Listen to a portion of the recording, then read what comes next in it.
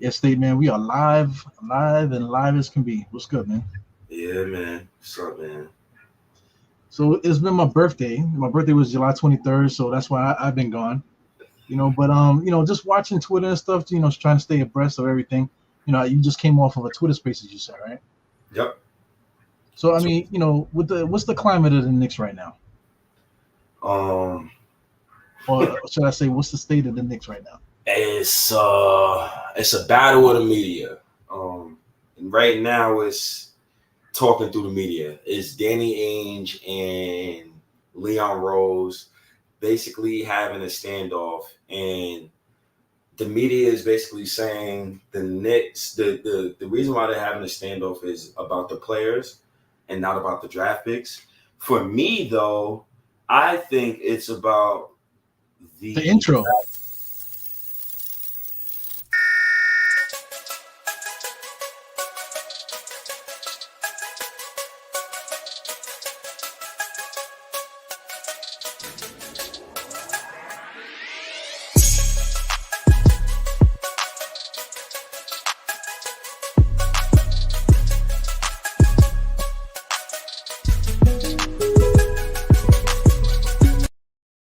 All right, we back. I was looking for a way to segue that in there. deserve.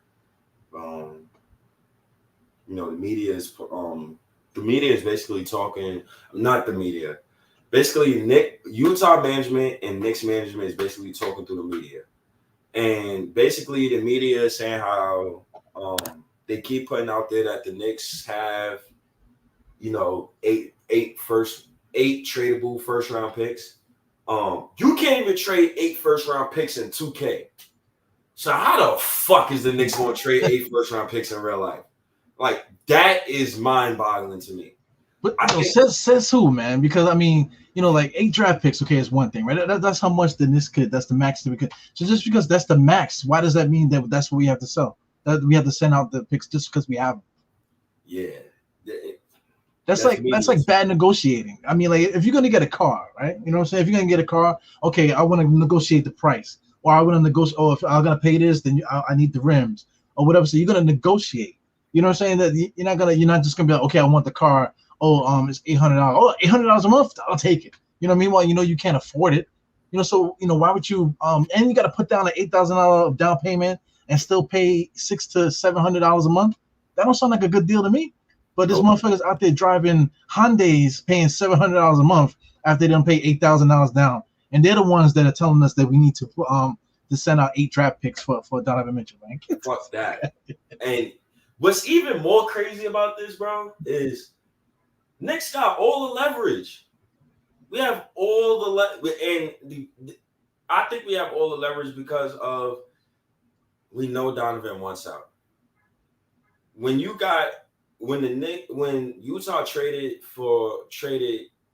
Rudy Gobert to the Minnesota Timberwolves, I looked at the players that they received back in that trade, not necessarily the draft picks. And when I looked at the players they got back, Kessler, Walker, I don't even care who they got back. It's a bunch of bench players and first-round picks. That automatically told me they are tanking. Donovan is gone. I automatically assume he's out of there. And I remember I told you that. Like, as soon as that Rudy Gobert trade went off, I said, retool. Retool about Donovan with Mike Conley and Jordy Clarkson? Really? Yeah. Rudy Gay on the bench and fuck out of here. Get out of here. Go sell me. Don't piss on my back and call it rain. Well, the whole Minnesota thing. Minnesota was desperate. Minnesota, like they have D'Angelo Russell, who's an all-star point guard. Regardless if we don't want him, he still is who he is. 20-point a game scorer. He led the Brooklyn Nets and all this. So you got to put a little bit of respect on his name. They got the young kid over there, the young wing. What's my man's name? Yeah. You got Ant-Man, and I feel like much respect to Ant-Man. I feel like he's generational. I feel like he's a top 3 shooting guard soon. Right. They got him, and then they got this guy Cat, which is also, if you wanna be funny, as many years as he put in the NBA, and if he continues this, putting up the same stats, he's gonna go down as one of the greatest centers, power forwards that ever lived. You know what I'm saying? With the 3-point shots, the rebounds, the points, the blocks, the steals, he got all the stats. Yeah. You know what I'm saying? So a team like that, was desperate to get somebody. Why would they get Rudy Gobert? That's them. But the Knicks are not them. The Knicks don't have, the reason why the Knicks have leverage is because we're the ones that have the 8 first round draft picks. We wouldn't even be talking to them if we didn't have that many draft picks, because they could just trade with somebody else. Right. Trade with another team and get something similar, but they want our draft picks. That's the key. And you know what's funny? The Knicks is like, the only the amount of picks that other teams can give you, maybe 4, 2 first and maybe 2 second. So guess what? That's what you're getting. 2 first and maybe 2 second. We're not going to give you 8 first round draft picks and all of our young players, man. No, it's crazy. And what's crazy about that is, I looked at the list that the other teams that they said was supposedly in on the Donovan Mitchell deal. I'm like, the Sacramento Kings. No, stop lying to me. Stop don't bullshit me. The Hawks, no, they just traded 3 unprotected first round picks. Don't bullshit me, okay? Stop it, man. Wait. And the Atlanta Hawks just signed another point guard. What they need Donovan Mitchell for? They're gonna have 3 all-star point guards on the roster. What was the other team? The Kings. The Kings, they don't need him. They just the Kings got Swiper over there. They got a couple other guards too. What they need Donovan Mitchell for?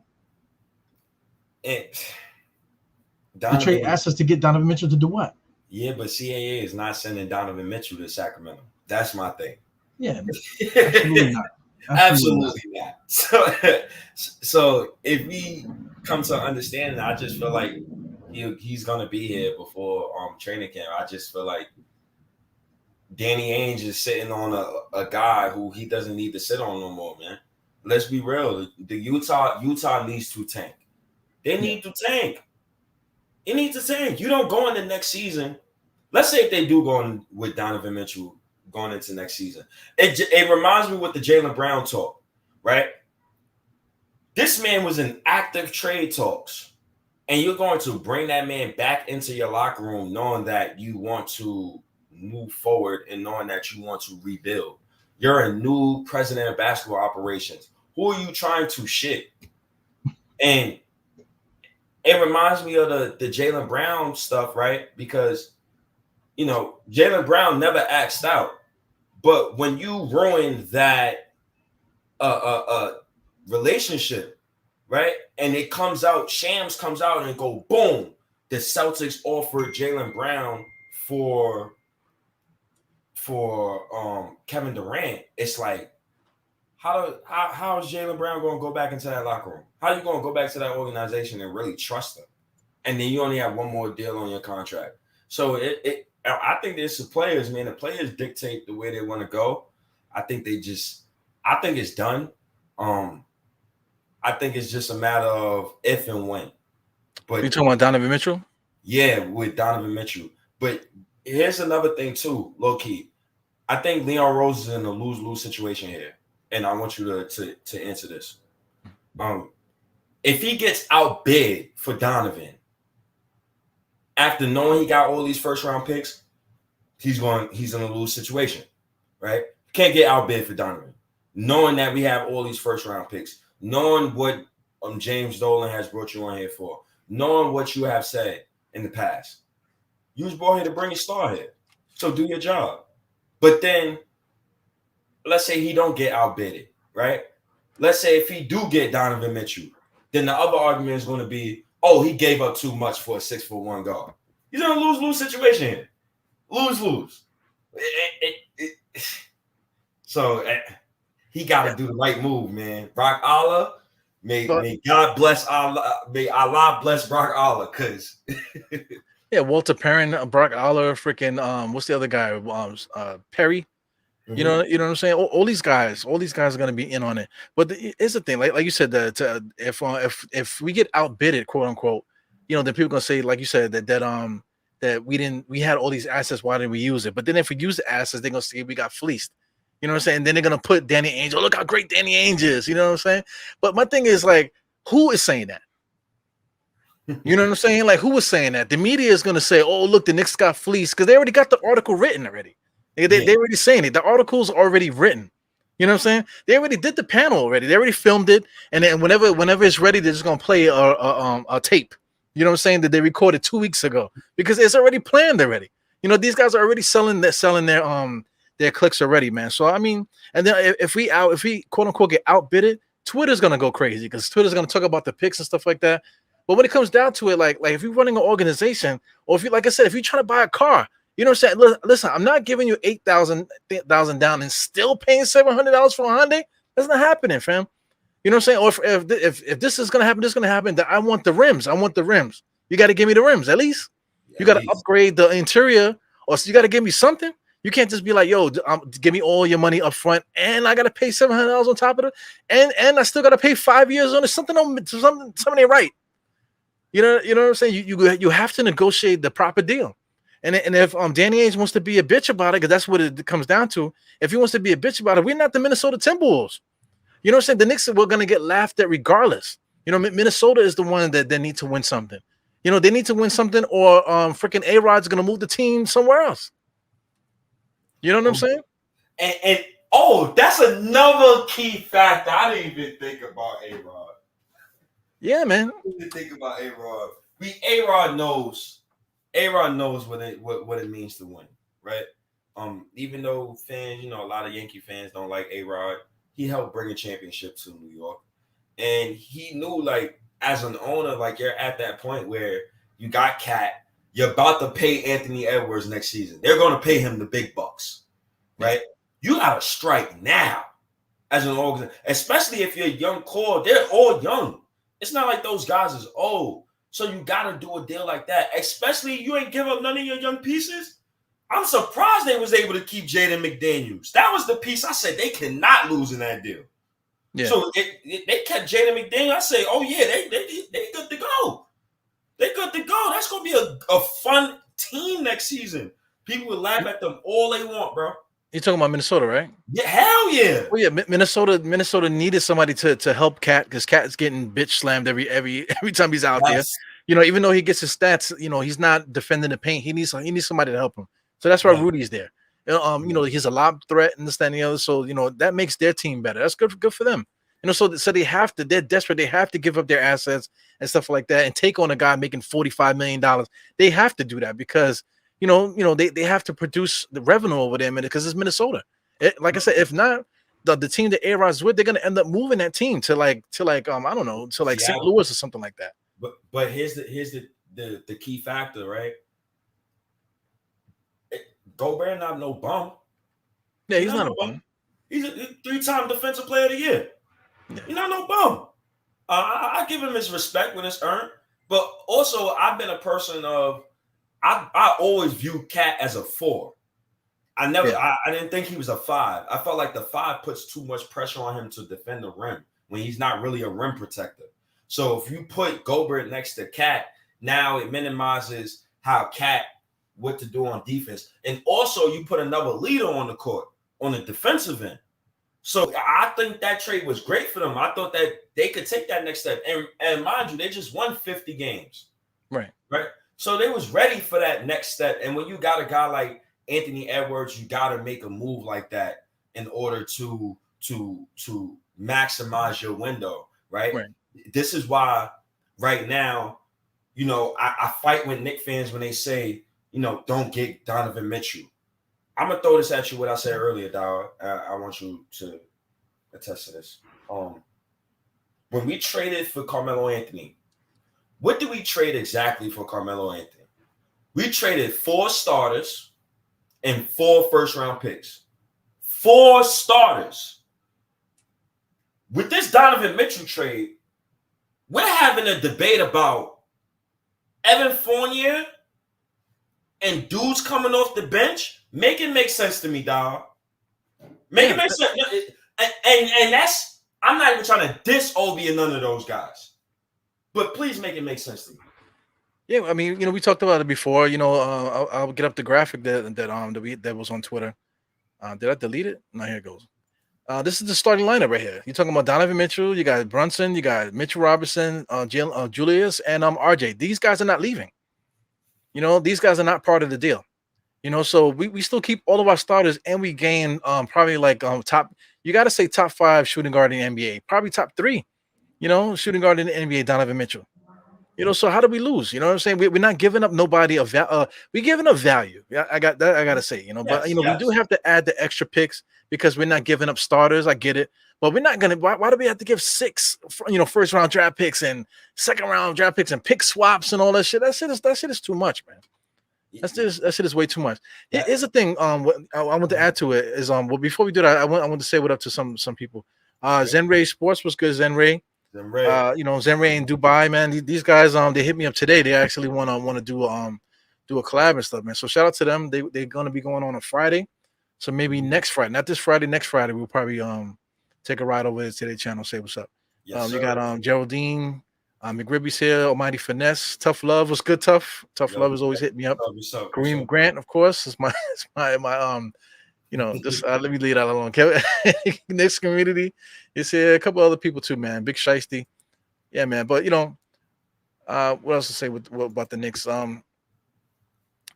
As far as like leverage and stuff like that, if the Knicks like right now the Knicks didn't make the playoffs. We were a non-playoff team. Mm-hmm. You know what I'm saying? So where do we need to go? We need to get to the playoffs. So getting to the playoffs, whether or not we make this trade and get Donovan Mitchell or stand pat, I think it's going to be the same thing. Like we might just make it into the play-in kind of early, kind of like 8, 7, 7 seed around there. But if Mitchell Robinson come, if Donovan Mitchell come, we probably will be maybe one step above that, maybe like 4, 5, 6 seed. Maybe even still a play-in. So we still kind of just a little bump. It doesn't take us into title contention.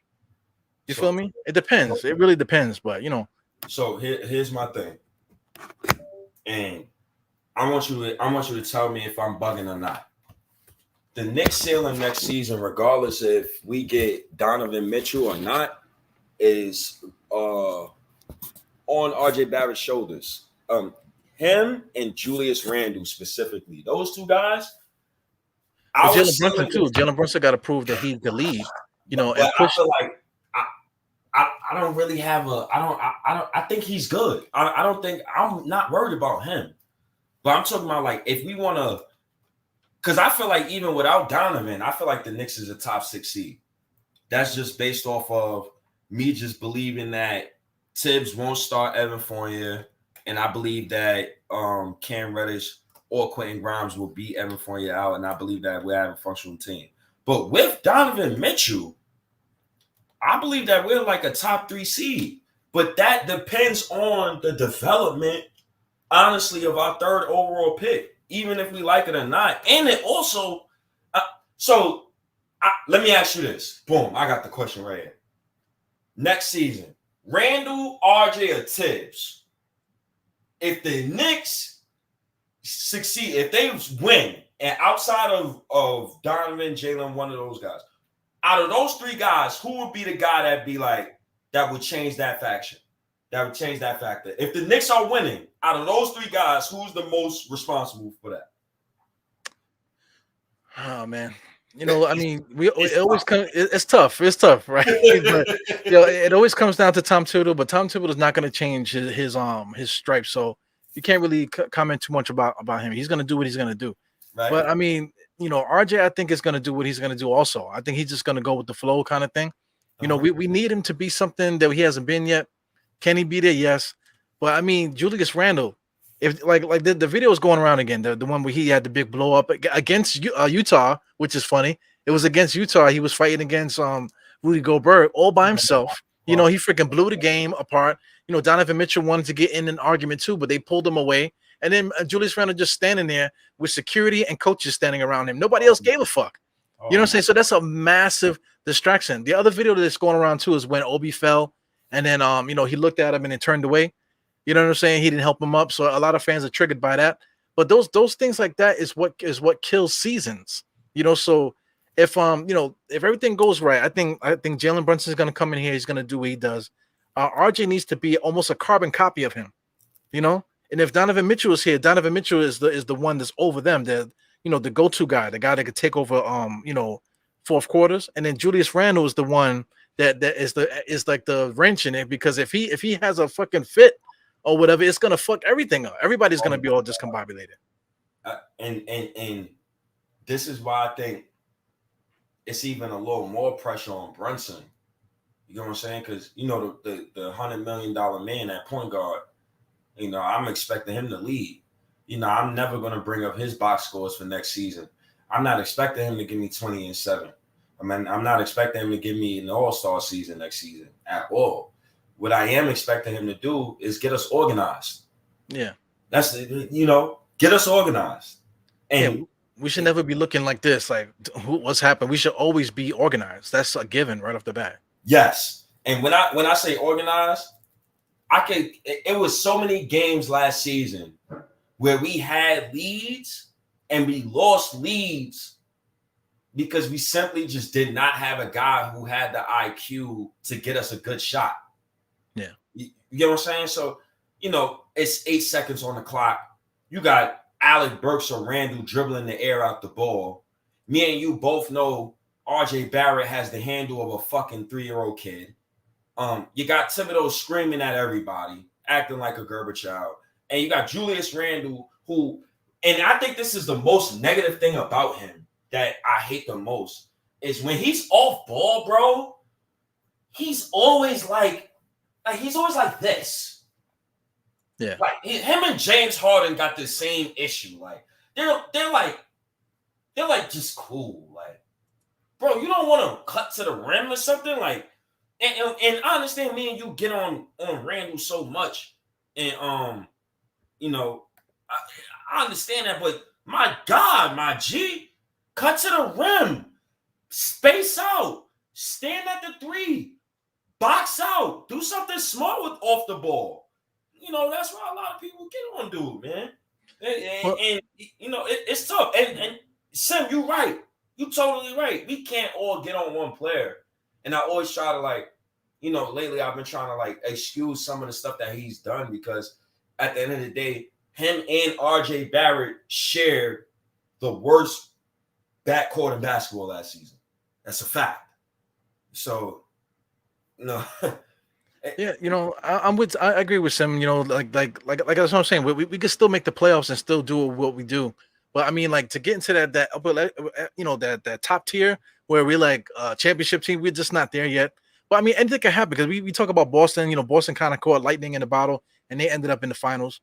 You know what I'm saying? So it's possible, but it really comes down to it has to be, you know, Jalen Brunson has to come. He has the real deal, and everybody just got to buy in. I think that's the main word, buy in. The whole buy-in thing. Everybody has to buy into, you know, whatever Tom Thibodeau got planned for them. You know, and that's going to be the big thing. We cannot have a season where Julius Randle gets the ball, he leads the break, you know, runs down the court and then rams into 3 people. We just can't do that. We cannot do that no more. It should be he get the rebound, look for the point guard. You know, because we have one now. You know what I'm saying? You know what's so crazy? I could give the Knicks love for this. Throughout us complaining, you know, not even you, mainly me. Throughout us complaining about Julius Randle or me, right?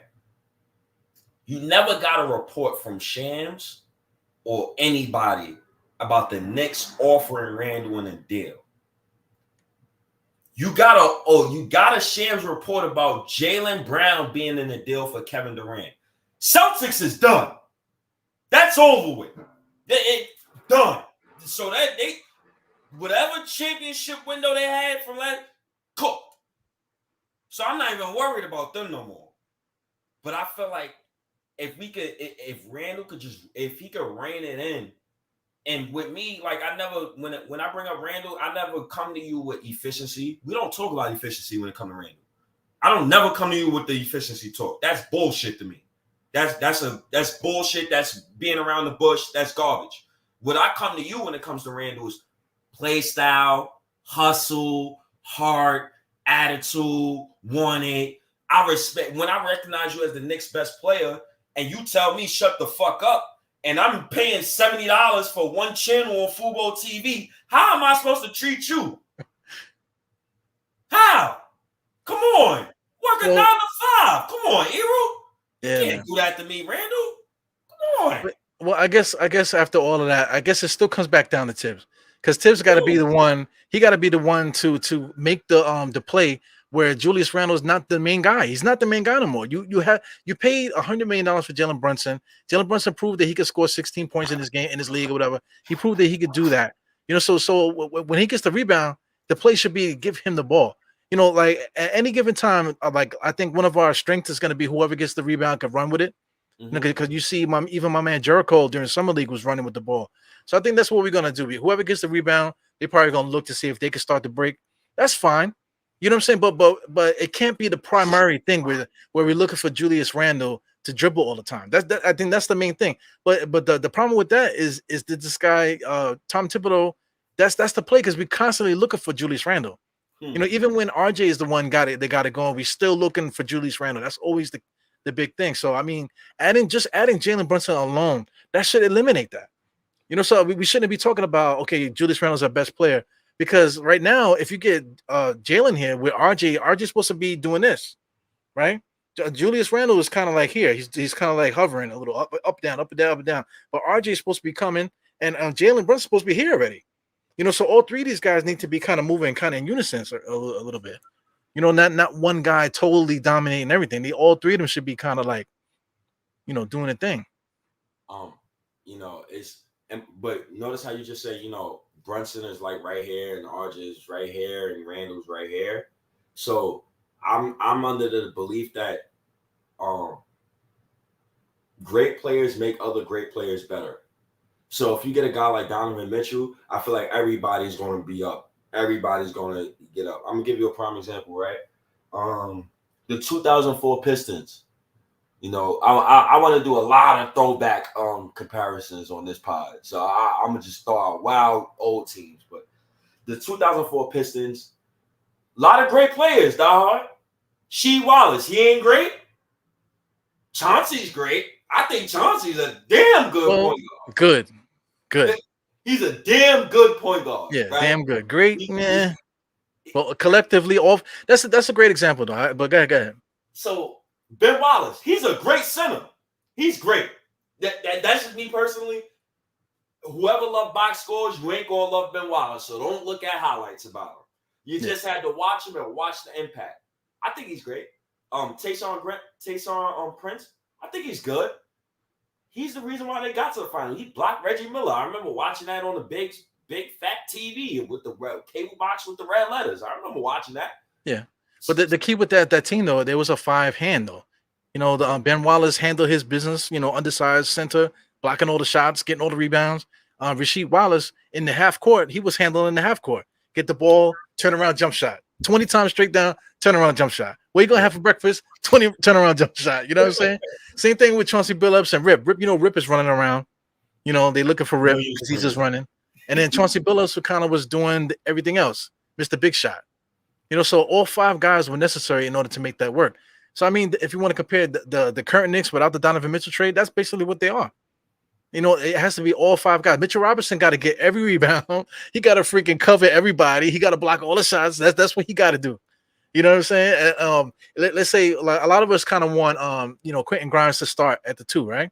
Mm-hmm. Or if that doesn't work, because I guess that if we don't get Donovan, right? If we don't get Donovan, no, I think Donovan's in the building already. I don't even like talking about Quentin Grimes starting that shooting guard. It doesn't sound well hypothetical because Donovan Mitchell's not on the team yet. All right. I mean, everybody kind of likes Quentin Grimes to be the starting 2. So I mean, that means he got to hit every open jump shot. The motherfucker he got to be who he is. He got to be a sniper. You know what I'm saying? So in order for it to work, everybody got to do their job to the best of their ability. Yeah, but I didn't hear you say the one secret word. I wanted you to say a word. I didn't hear it from you. It's called sacrifice, Diehard. Yeah. Is these guys willing to sacrifice? Is Randall willing to sacrifice 5 to 7 shots per game for the good of the team? Well, it's not really shots because he's gonna get his shots in a different spot now.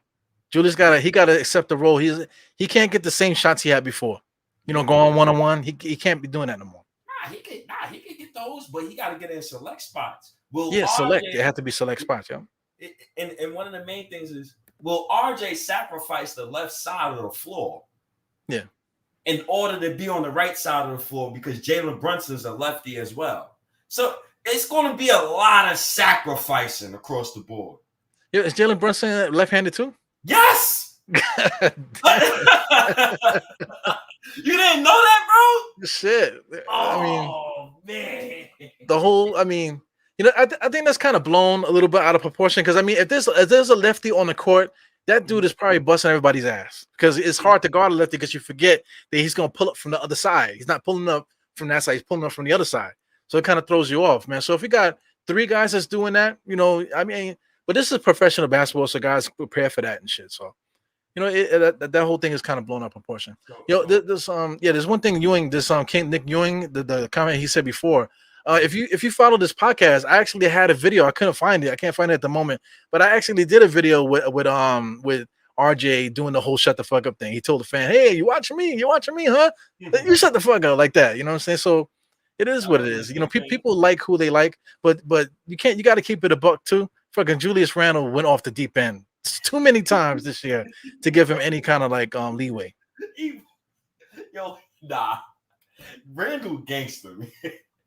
I don't know about gangster.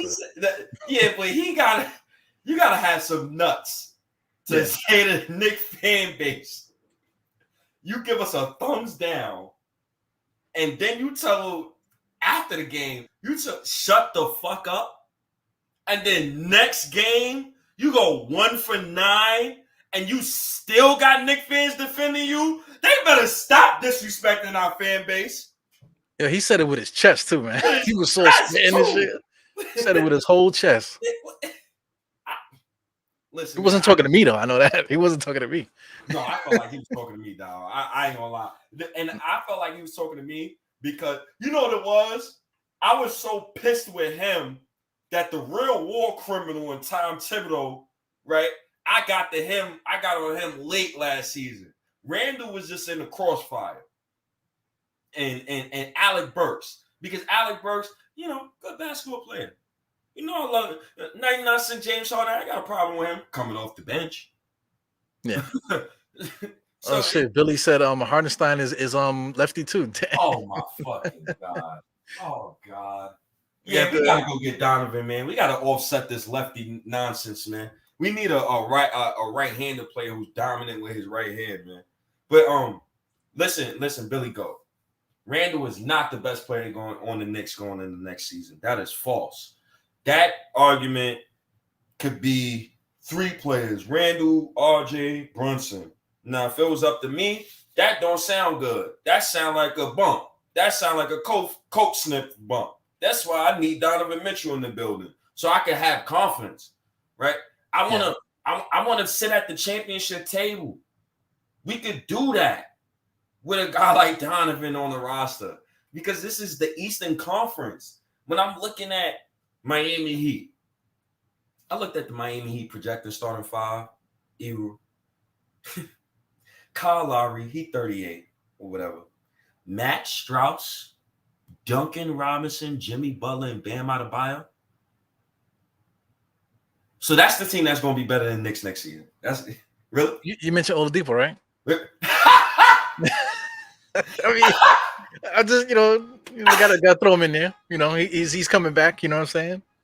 They're eating his Wheaties, taking his vitamins and shit. We've been watching basketball for far too long and know how this shit goes. We know when teams is on the downside. That Miami Heat team is gonna be worse next season. But that team is only as good as Spoelstra is. You know what I'm saying? If Spoelstra got it locked in, they're gonna advance. They're gonna make the playoffs. They're gonna do whatever they do.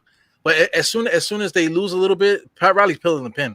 He's trading everybody, and they're gonna make a hard reset, and they'll be back. The motherfuckers, they're like, they're like, it's like playing God of War. You played the last God of War before the one that's coming out now.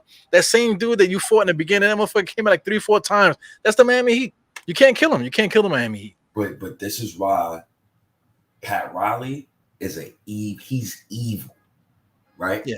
Because remember the James Harden trade rumors where James Harden's supposed to go to Miami? He didn't do that trade.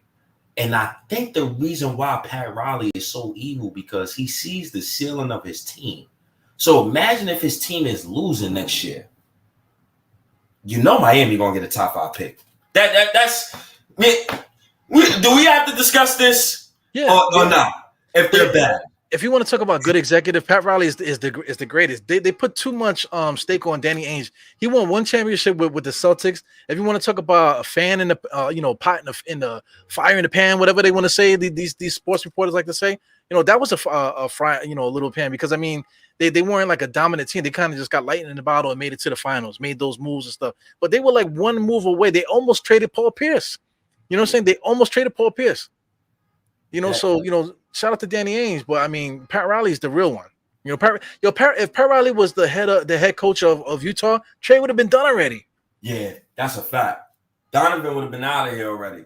Yeah, he would have been out of there already. That's a fact. It's when Pat Riley just understands the landscape, right? Like he understands the temperature of the room. Like Pat Riley won't. The conversations me and you have about Julius Randle and Obi Toppin, we wouldn't have those same conversations if Pat Riley and Eric Spoelstra was our coach and president of basketball operations. Because those guys don't run politics when it comes to winning. Prime example, when Randle was wet in the bed, for a fact Eric Spoelstra would have sat him down and played Obi Toppin. Eric Spoelstra, the same dude that literally benched Duncan Robinson for a guy who's undrafted. Literally, he benched $60 million in contracts to get Bam Adebayo and Tyler Hero playing time. So it's not, they're all about winning over there. That's why Pat Riley is so good. The Knicks is all about politics. That's why we've been back. Yeah. There's certain guys that if they weren't in shape, they just wouldn't play. If you weren't in shape, he got rid of you in training camp or whatever the hell, and that was it. There's a certain they're almost like the Yankees. Like you have to have a clean shaven, you got to be a certain body, body fat and all this other stuff. That's how you run an organization from top to bottom. So I mean, their roster, Miami Heat roster, is not really that good. It's just that the culture is so strong there. That's what propels them and gives them a little extra juice to go ahead on and do what they do. But the Knicks are trying to get there. We're trying to get there. So I mean, Tom Thibodeau. If anything, he's going to teach guys how to do that. But that's another conversation too. We definitely probably going to have to need somebody else to take us to where we got to go. I don't think it's going to be Tom Thibodeau. Yeah, man. I'm always under the Tom Thibodeau ceilings. Probably 3 years here, and then he'll probably go up to management, go up next to Leon Rose, and his successor is probably on the bench already. Yeah, when you got a guy like Johnny O on the bench still, and that's Donovan's old coach on Utah Jazz, man. I'm a little happy about that. What about Dice though? What about your boy Dice? Mr. Dice. Was he like 5'3" and shit, motherfucker, short as hell? Listen, man, Dice is done with me. After that last summer league game, he looked like Tibbs. He looked like Tibbs. I see so much ISO. I said, "Damn, Tibbs told him he gave him the playbook today." What's up with this ISO? Yeah, but that's a big thing there, man, because the Knicks playbook, if the play don't work, they're supposed to go back to one-on-one play. But that summer league team had no scorers. It was just Quentin Grimes. That's it. Nobody else could score. We thought my man, what's his name? The small forward, we thought that after that first game, we thought that he was that he was gonna be good. What's his name? Hunt? Right? We thought he was gonna be something, but he didn't do nothing after that first game. So I mean, they had no scorers. So that's how you beat the Knicks. You know what I'm saying? The Knicks need Donovan Mitchell they don't need him, but I'm saying just to have that extra score, I think in here, I think that would just be right up Tom Thibodeau's alley, because he's just gonna rely on the one-on-one play. If the play don't work, just give the ball to Donovan. Yeah, and then run another screen and roll and see what type of happen that does, because you still got Mitchell Robinson, who's a threat. Yeah. As a pick and roll threat. So you can still. But we don't run pick and rolls though. Tom Thibodeau don't run pick and rolls. It's crazy because I read a stat, and this is why basketball is not math class. I read a stat that the Knicks ran the 6 most pick and rolls last season. They did? And that's what got me fucked up. Because we really did. Well, I mean, the Knicks set a pick. It's not really a pick and roll. They set a pick to get the man isolated, but they don't set a pick and roll. They actually set a screen to get the one-on-one play. After the screen, then 2 guys go to one side, 2 guys go to the next guy, and then 1 guy's in the middle. But I wouldn't consider that a pick and roll. Listen, that's the stat. I call bullshit. I call bullshit big time. Because I watched every Knicks game, bro. We did not run enough screen and roll. We did not screen well at all. We did not find open shooters well enough to my liking. Our shooters was bricking every shot at the beginning of the season.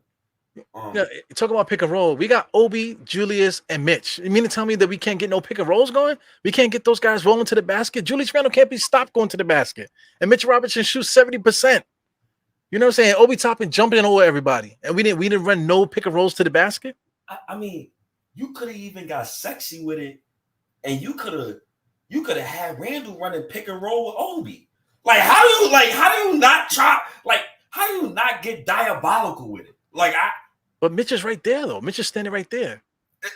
Yeah, but if Mitch is standing right there, it's like, okay, why don't you have Randle and Mitch running pick and roll? Why don't you have Randle and RJ running pick and roll all day long? Coming off the bench, you talk about like you say Fournier and Obi. Anybody in Obi, somebody run a pick and roll.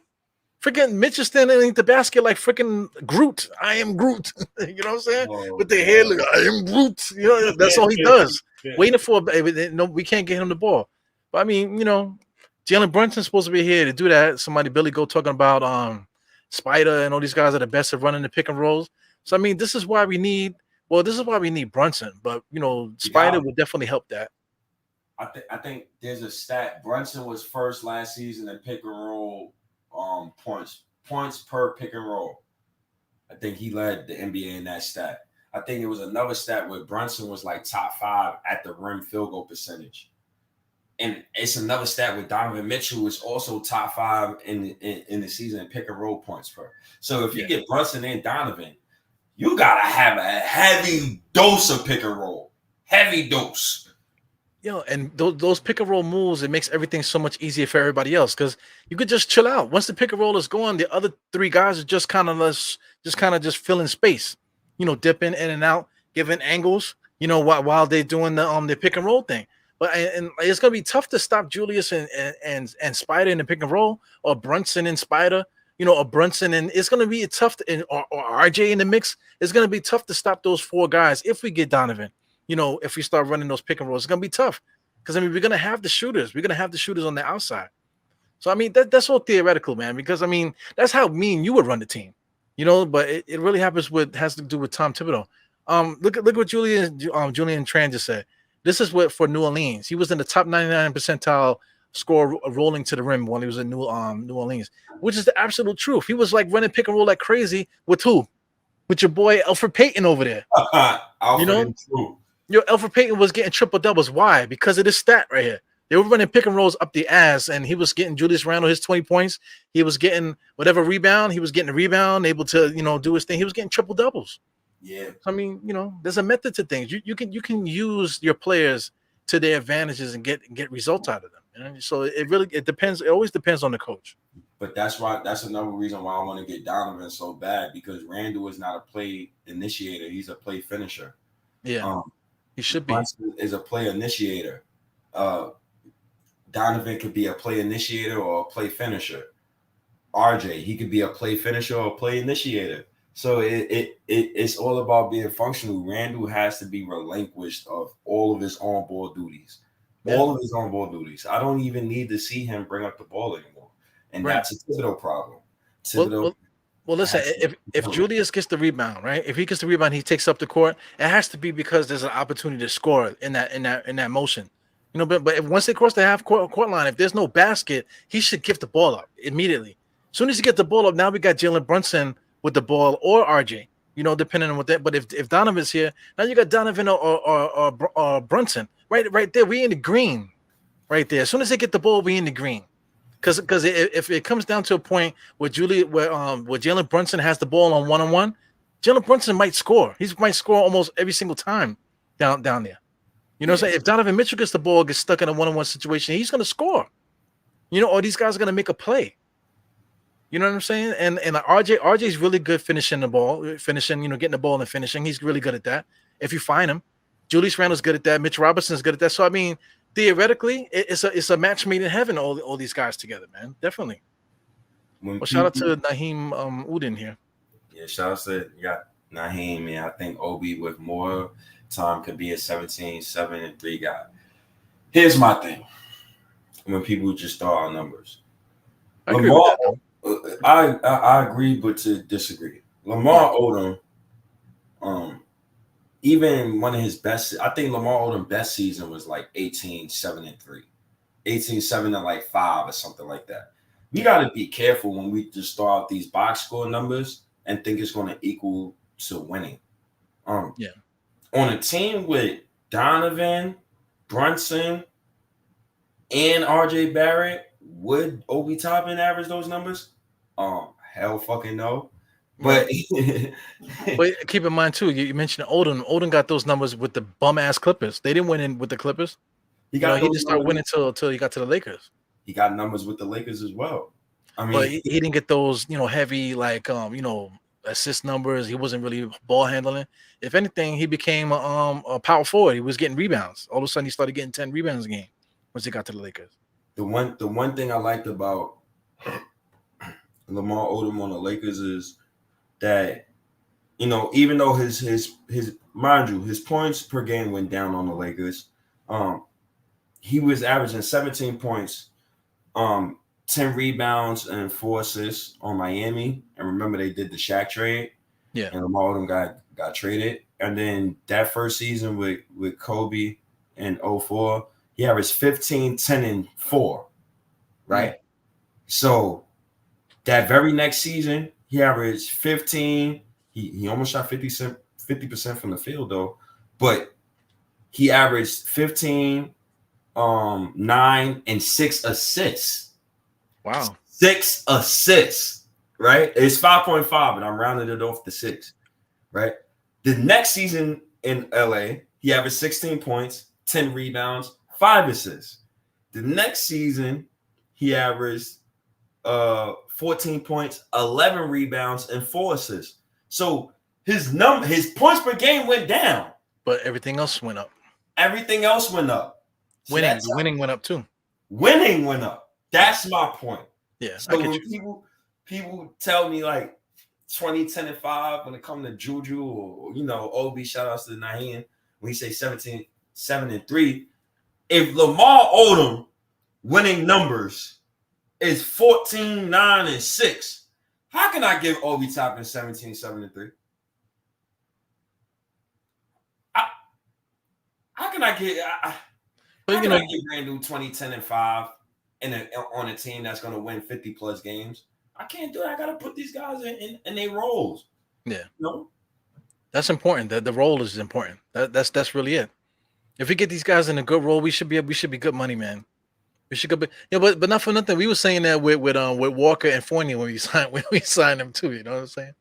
I think we say that every year, no matter what we have, whatever we got going on here. Yo, Trey is remember we were saying about Alonzo Trey? He was gonna be the fucking man, and Tim Hardaway Jr. And back in the days, people were capping for Amon Shumpert. Oh, he's gonna be a good point guard, or this, that, and the other. It is what it is, I wasn't really gassed up on the 2018 Knicks. I wasn't really gassed up. I was on the just give me RJ or Zion. Just give me one of the Duke boys. Give me Reddish, and we'll see what happens there. Like, I wasn't really on that type of time, man. I think the one draft selection that probably aggravated me the most on the Knicks within like the past like decades or whatever was the Frederick Weiss pick. I think that's probably the pick that probably annoyed me the most. Frederick Weiss? Yeah, because we drafted Frederick Weiss over Ron Artest in 1999, and that was stupid. And that was the same year that the Knicks got to the finals, and that was the same year that Patrick Ewing, I believe, he got hurt in the playoffs, and we took the Spurs to 7, I believe.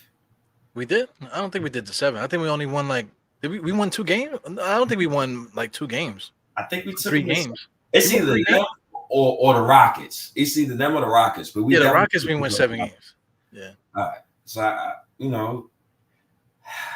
the Knicks they got to get back to it. If Larry Marketing can start at small forward and playoff cash teams, then Rand Julius can start.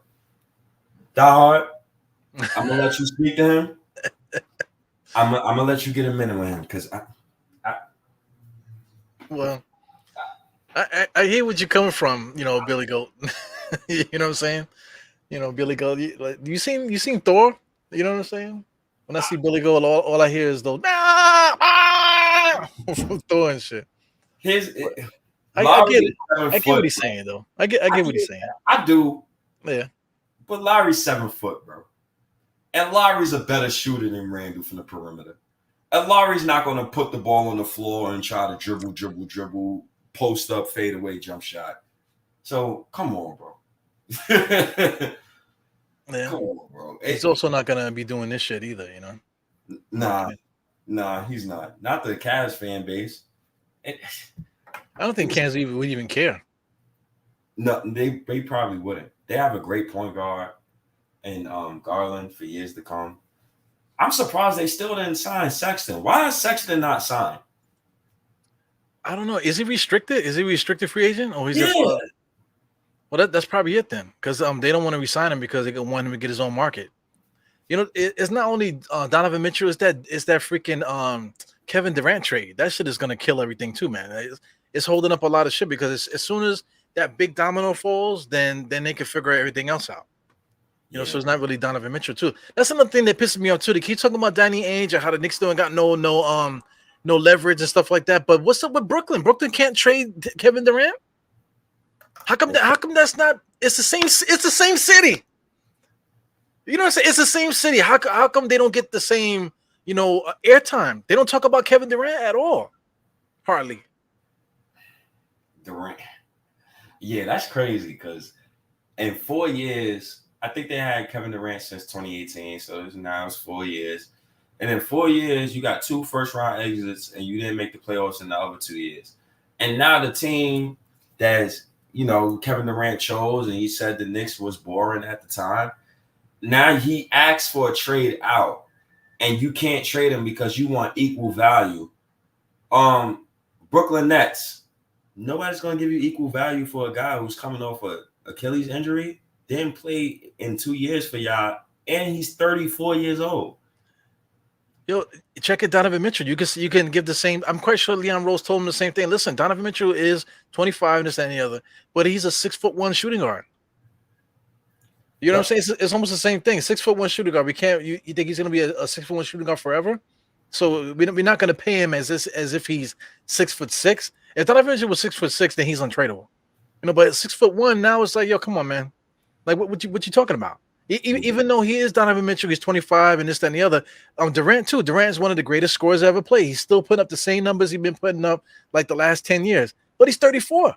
So the price of the brick went down a little bit. Yeah. You know what I'm saying? The brick is cut with something now. It's a little different.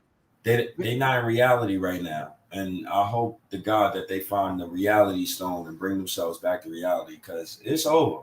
Right on. It's over. How can you even bring Durant back into your organization and then make him play?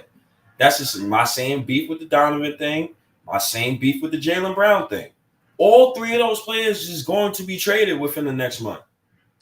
So I gotta say something with this guy. Neville Humphreys, he's trying to make a point here that he agrees with Billy Gold 100%. Then he says again, I agree with him. So hey, guys want the attention. So I mean, listen, you got, first of all, subscribe to the podcast. That's number one. Yeah, subscribe to the podcast.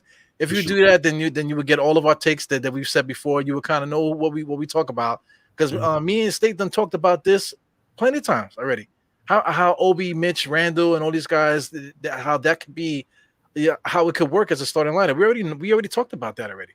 Because everybody wanted Julius Randle out. So you think we didn't talk about that yet?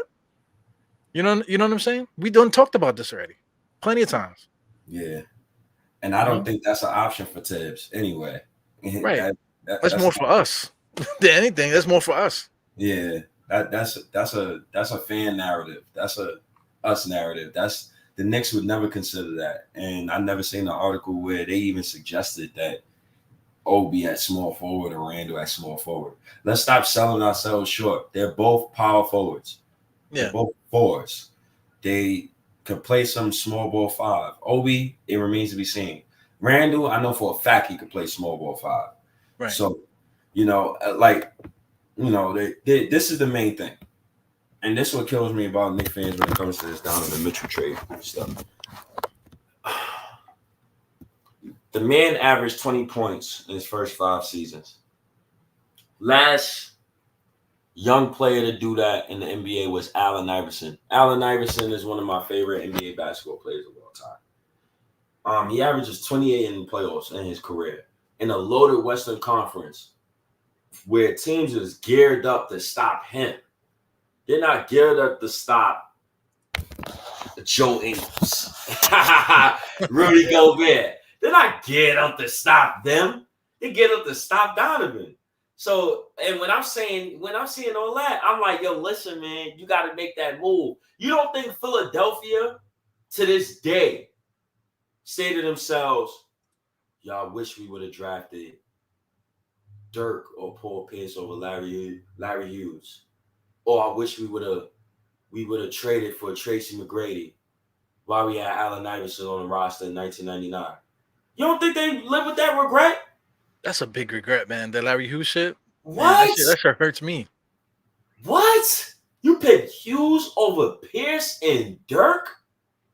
Come on, bro. That was a name thing. That was name recognition there with the Larry Hughes thing. They thought Larry Hughes was going to be the GOAT.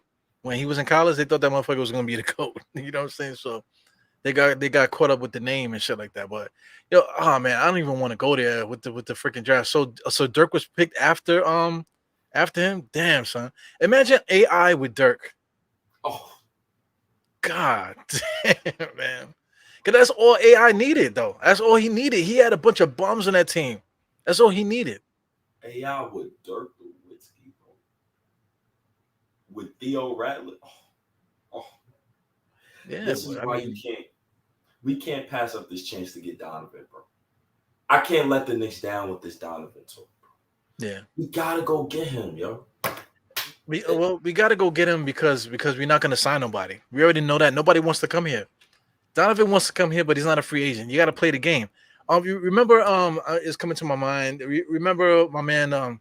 What's the dude that is he's a former player. He's big for Minnesota. That's on the Knicks broadcasting team. Wally. Yeah, Wally Zerbiak. There you go, Wally Zerbiak. Wally Zerbiak wanted to be a Knick his whole entire career, but it just played out that whenever he was a free agent, the Knicks didn't have no money. And there you go. You know what I'm saying? And that's it. He's a dime a dozen kind of player, even though he did get 20 points a game once or twice, whatever. Dime a dozen player. So, I mean, the Knicks are not going to go for trying to sell the whole team to get him on the team. You know what I'm saying? But if he was a free agent, he said he would have given anything to be on the Knicks. Just for that simple fact. But those type of players are few and far between. Donovan Mitchell was one of those guys. But like I said, he just wasn't a free agent, or it just didn't make sense for him to sign with the Knicks at the time. Whatever, man. So this is the only way we can get players. That's the bottom line. What I'm trying to say. This is the only way we can get players like that is just through trade. So, I would love for you to pull up Allen Iverson's career numbers and also pull up Donovan Mitchell's career numbers when you get a chance. What Billy is saying is very blasphemous. It is. I saw it, man. But Iverson's numbers was crazy, man. But we'll pull it up. It is it's blasphemous because Iverson led the league in scoring as a rookie, bro. A rookie, bro. Not some third-year a rookie, bro. When Jordan was in the league. Come on. You go with stats. I can't remember stats and shit like that. But let me look at this shit. Come on, bro. Iverson was – I love Donovan Mitchell, man. He will never be Allen Iverson, bro. Never. Now, if he win the Knicks a ring, possibly he could be – and this might be crazy what I'm about to say. This might be crazy what I'm about to say. He win a ring. Nah, he didn't do it as a rookie. He didn't do it. He did it as a third-year player. So third year, probably. All right. So probably his third year. Mm-hmm. But coming in the league, averaging 23 in Jordan's NBA, David Robinson and all those boys, that's very elite. Look at these numbers, bro. There's no fucking way in hell Spider was better than AI in his first 5 years. And then just look at the steals alone, just the steals. Look at 2 every year. Almost 3 a couple times. We just said to you they drafted Larry Hughes over Dirk and Paul Pierce, brother. And that wasn't even the only draft blunder. I can't even remember the other one. It was another big draft blunder that's not coming to my brain right now, but that they had. But they definitely had chances to add supreme talent next to Allen Iverson, bro. For Allen Iverson, 5 straight years. What? Yeah, 26, 5, 4, 2 steals. Come on, bro. 6'1", bro. You will never see another Allen Iverson. But don't get me wrong, Donovan Mitchell has a chance to be the 5th best shooting guard of all time, easily. You got a chance to be there. You got a chance to pass James Harden. It's a chance, right? Yeah, definitely. He's right there. First 5 seasons, same thing. Numbers are kind of close, though. You can't front. The steals is the only thing that's not as high. You see everything else, the 5 assists, the 4 rebounds. It's there. 3-point shooting is definitely better. Yeah. Not by much, but it's still a little bit better. It's there. The efficiency is way better than Allen Iverson as well, but it's a different league. It's a different NBA. Yeah. It's a faster NBA. But the numbers is there. Those is good numbers, man. And those just not COVID numbers, right? So I could excuse Donovan from the bubble year. Well, also it's a different NBA because these guys are shooting a lot of threes now too, man. You know what I'm saying? Like Iverson wasn't shooting 6, 7, 8, 9 threes a game. Donovan Mitchell shot 9 threes a game last year. Oh my goodness. 9.8, almost 10 threes per game he's shooting. Lord, help me. Lord. Iverson wasn't doing that, That just wasn't the way guys played. Guys didn't play like that. Nope. And the good thing is Donovan shot 35% from 3 last season. Well, 36% from 3 on 10 attempts per game. That is elite, bro. That is so elite. People say Knicks need shooters. Why? What you mean? They right here. I'm looking at one. Yeah, Jalen Brunson can shoot the 3. RJ can shoot it a little bit. Julius can shoot it a little bit. This guy Harkenstein, he can shoot threes a little bit. Still got Quentin Grimes. Hopefully, Can we pull up? Can we pull up Kyle Lowry career stats and Jalen Brunson career stats? Kyle Lowry. Yes. So Kyle Lowry is an interesting comparison for Jalen Brunson because Kyle Lowry he's like the definition of I just want to win. Like he's I'm a good player. I'm a Hall of Famer, but if you put me on the court, you're going to win. You're not going to get bad point guard play. You're going to get good point guard play. It's a great point guard play. He's not scared to take the last shot. He gets your offense organized, but he's going to give you consistent basketball. And look at these numbers. Consistency. I know his last couple of years, his first few years is why I always believe in NBA players like Cam Reddish. Look at those numbers. Yeah, that's 4 seasons because one of the seasons is 2 combined because he played with Houston and Memphis for that. He split the year. Mm-hmm. So that's the first 4 years. And how old was he though? During this time, you're talking about the 2021, 23, and what's that 24 season? First 4 years of his career, he was like basically coming off the bench. And as you can see, his first 4 years. He was getting a little player time. So that fifth year, 2010, 2011, he kind of he started to pop and he started to show some consistency. So, that's just around the numbers I expect Jalen Brunson to be around next season. 16 points, 7 assists. 7 assists would be interesting. If he can get 7 assists, that means that something's right. Something right happening. But I mean, that means Thibodeau is coaching good basketball. Yeah, he's letting guys do their thing. Yeah. Because right now, Jalen Brunson, I don't think he's giving you like 5. I can see him getting to 6 assists per game. Because you got the personnel to pass through. And what's interesting about Kyle Lowry is he had some seasons where, he averaged under 20 points, but he was always consistent. It was always consistent. He was always consistent in the assist stat sheet. 6 assists here, 6.4, 7 assists, 6.9 assists. Like he's always been consistent. And He it did his comes with thing, winning. but I mean, look at I want to see the playoffs. Playoffs is where he always fucks up in. Players don't look too bad, 15 Yep. points, about the same kind of. I don't think now when it comes to the playoffs, I give him some blame. But when you got LeBron and he's still in his prime, there's nothing you could do about that, yo. Them 4 straight years, they just kept running into Cleveland. You knew they wasn't winning, bro. You knew they wasn't winning, bro. It was, and not for nothing, Toronto's lucky because they're one of the few teams that didn't get purged that year. Because every team got rid of their whole roster just to get a chance to get LeBron, Bosh, or Wade. They got rid of their whole roster. Knicks was one of them. Knicks was lucky they got Amari and Melo out the deal, but every other team, like the whole East was eaten up. It was just so Toronto was like the only team that was able to fight against them. I know Billy Goat didn't say pull up AI playoff stats.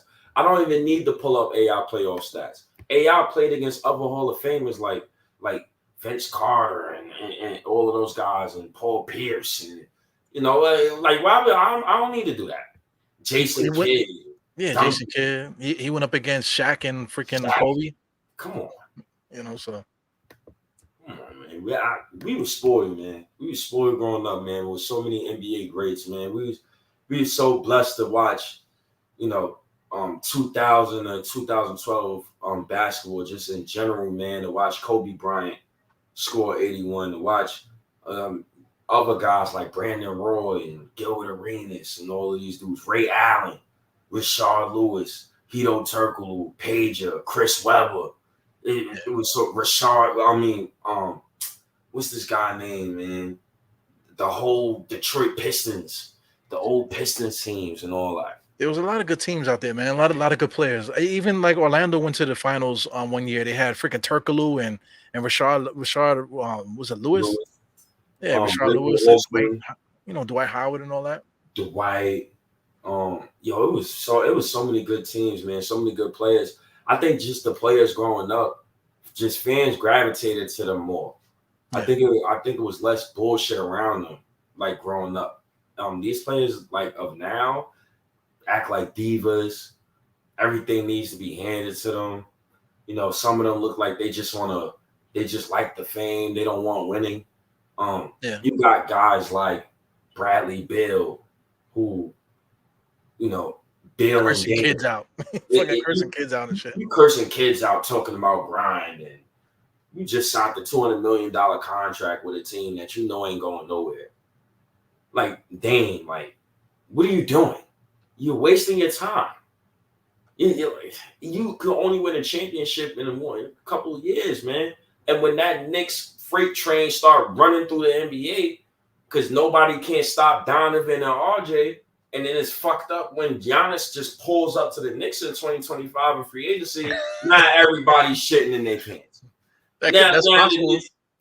Now the Knicks got everybody reshuffling their rosters. That's possible. That's what's important to getting Donovan Mitchell too. But at the same time, Donovan Mitchell is important to get, but we don't have to get him. You know what I'm saying? But yeah, we got to get him. We got. I'm just trying to be diplomatic and shit, but we got to get him because, like you said, if we don't get Donovan Mitchell, then we can't talk about Giannis. When the time comes, the Knicks are always going to keep themselves financially stable, where we could flip and be involved in certain timelines. So I have confidence in Leon Rose being able to fixate the roster a certain way where we can make a move to get a Giannis. So I can totally see that. Giannis will be a little older. Maybe his game might change a little bit, and then it will just add the next 5 years up on that. Yo, he won a chip in Milwaukee. They come win one with the Knicks. Fuck yeah. I mean, but this is why you gotta go get Donovan, bro. Yeah. Like you gotta really like. I understand like Danny Ainge is gonna sit on his morals and say, I'm standing pat. Like I'm not trying to. You got to give me 6 first-round picks and all of this. But Leon Rose can't stand pat either. What's James Dolan's famous rule? You got 3 years, partner. I'll shoot this question at you. You name me the last Knick head coach you've seen last in the Knick uniform for 3 years within the past 25 seasons. I'll wait. I don't know. It's just Van Gundy, right?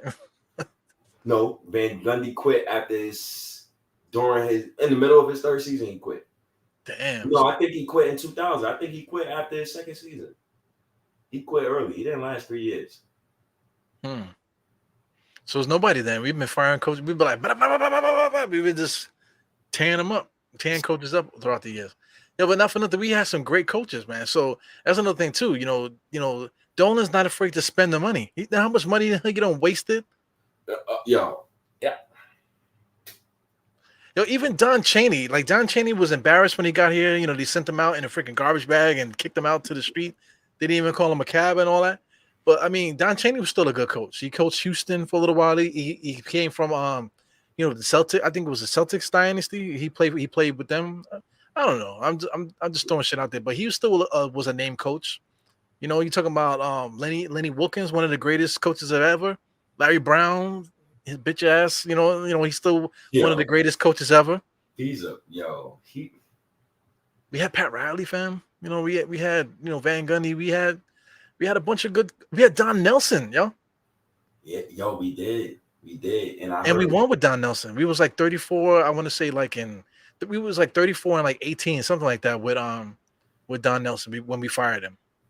I heard a rumor that Don Nelson wanted to trade Ewing for Shaq, or he wanted to. It was something like he wanted to get Shaq. In that same offseason, he wanted to get Jordan. It was rumors that Michael Jordan was going to be in there. It was in 1996. Yeah, that was the year that we got Houston and Charles and stuff. Yeah. There's a lot of crazy shit going on. But if Don Nelson got his way, because Don Nelson ended up getting his way with Dallas. He went to Dallas and he started going crazy over there. Even his son took over and all that shit. You know what I'm saying? So if he was able to keep that, look at how Dallas did with Dirk Nowitzki and stuff like that. That's what he wanted for the Knicks. He wanted Ewing to give the ball up. He wanted him to be an outside threat. With Brad Loha, we had Brad Loha starting and stuff like that. Brad Loha became Dirk Nowitzki for them in Dallas. Oh. You know what I'm saying? So I mean, Don Nelson, you could see the blueprint. Don Nelson, that's how Don Nelson wanted to play. He could see the future. So I mean, you got to give credit to Dolan. Dolan will pay money to whoever you think he's good. Yo, all right, here's $25 million for 5 years. You know what I'm saying? Fire him after the first season. Fuck it. You know what I'm saying? Guaranteed contract is gone. Yeah, man. That's how when people talk about luxury tax, I'm like, man, fuck the luxury tax. Dolan don't even pay tax for Madison Square Garden. We talking about luxury tax. He get tax write-offs. So I don't care about luxury tax for him. He needs to pay that shit. And if we get Donovan, he needs to pay that price. And we just got to take into account that Brunson's contract, it goes down each season. Mm-hmm. And I forgot what year his contract ends. I think it ends in 2025 or 2026. Mm-hmm. But whatever contract RJ signs is going to be a 5-year deal. And it should be above both 2025 and 2026. So those off seasons, we have a crack at Giannis. And honestly, I want to crack at Luka Doncic because Luka and RJ share the same agent. So I want to make sure that the Knicks got a chance at one of those two guys. That's for sure. Right now, that's the only way. That's the only way, man. I want to stay above float right now, man. But if we make this Donovan deal, I hope we can make this deal, man. Leon needs to get it done. He got to get it done, man. Who wouldn't want Spider? That's my thing. Like, who wouldn't want to win? Who wouldn't want to move forward? We won 37 games next season. I'm not good with winning 45 next year. Fuck you. My thing is, like, a lot of people complaining about not getting him, not spending all that stuff with the draft picks and the bench players for Donovan. I mean, he's 25 years old. He's entering his prime. Where is the other guy? Where is the other guy in his prime that we could trade for on that level? The only other guy I see that we could probably trade for is Jaylen Brown. Yeah, but do they is Boston on the page where they want to cut the roster up and start rebuilding again? Nah, but no, but at the same time, you could trade Jaylen Brown and just retool. That's the I don't same know. thing. I don't think they want to do that. But at the same time, how can you try to put Jaylen Brown in the trade for Kevin Durant? The trade gets rebuffed, and then you try to sell Jaylen Brown on coming back to the same organization that tried to trade you, and your contract is up in 2024. Yeah, that's tough. That's tough. So they did it to themselves then. Now, so now they're looking at they got to make that that Donovan Mitchell. I mean, that Mitchell Robinson trade, not Mitchell Robinson. Lord have mercy, Kevin Durant trade. They got to do it. Yeah, you're right. Because if he's a free agent after 24 or whatever you say, I'm not fact checking that. I believe you. You know what I'm saying? But if he's a free agent, then you fucked up. And I know for a fact he's not a free agent in 2023. The only free agents that I've seen in 2023 that I liked was LeBron and Andrew Wiggins. This was the only three. The rest was like restricted free agents. I'm talking about like outright free agent, unrestricted. Jaylen Brown is the next up. And his contract is about to be 1 year in. And if I'm him, I'm leaving, bro. I'm leaving. Y'all snakes sell or what? Snakes oil salesman or whatever it's called. That's greaseball. Yeah, that's true. This is true too. The Celtics are not trading to make the Knicks better. That's another thing too. They it's just that old shit. That old beef. We got forever beef with Boston. You know what I'm saying? Just from being, one of the starting teams in the NBA, we just got forever beef with them. So they're not gonna make us better. Listen, people kill me when it comes to Boston and LA because they won most of their championships when TVs was black and white. They still won them though. They still won them. Oh yeah, whoop the fucking do. It was 50 fucking years ago, man. Y'all won y'all championships, and most of them boys was plumbers, and they had second jobs because the NBA wasn't paying enough. A lot of NBA players, man. Get the fuck out of here with that, man. You got to give those guys respect still. I do, but man, it kills me sometimes when people try to throw it in other people's faces, especially Celtic fans. Laker fans don't really bother me. Laker fans don't really talk shit. Laker fans don't know what the fuck they're talking about. That's why. Because Lakers fans, they spoil. Because you got to go through the history. For the older fans, like my dad and them, they remember the early Magic championships. I remember the late Magic championships. I remember the Shaq and Kobe's. You know what I'm saying? Now LeBron and all this. I remember all that shit. So you can go down the line and talk shit, but let's talk about the Sacramento Kings. We could talk shit with them. We got more championships than them. They could win one championship tomorrow, but we still got two. I mean, the Hawks don't have none. The Hawks ain't got shit. Fuck the Hawks, man. I mean, look, Miami's still living off the ghost of LeBron and Shaq. So I don't really like Miami. Cool, respect all Miami, but fuck Miami. They fucked the Knicks. Miami fans don't even remember the first championship. You know what I'm saying? They didn't remember that Dwayne Wade won by himself. Yeah. Nah, he wasn't by himself. He's with a bunch of Hall of Famers. I know, but I've gotten arguments with Miami fans. I'm talking about people from Florida, Miami fans. They forgot Lonzo Mourning got a ring. Yeah. They forgot. They forgot they had Gary Payton on their team. A lot of them don't even remember that shit. You know what I'm saying? They forget that Antoine Walker was like their second leading scorer or something like that. They don't remember that shit. You know what I'm saying? Because that's the type of fan they are in Miami. They don't give a fuck about basketball. Miami Heat, you could pull up to the stadium during the finals and buy a ticket for the finals. You know what I'm saying? You can't do that for the Knicks, man. Hell no. You can't do it for a preseason game. Nah, man. That's what makes Knicks fans so the fan base so crazy. Like the fan base is so loyal, and I think that's why like a lot of Knicks fans, we get on our players so harshly.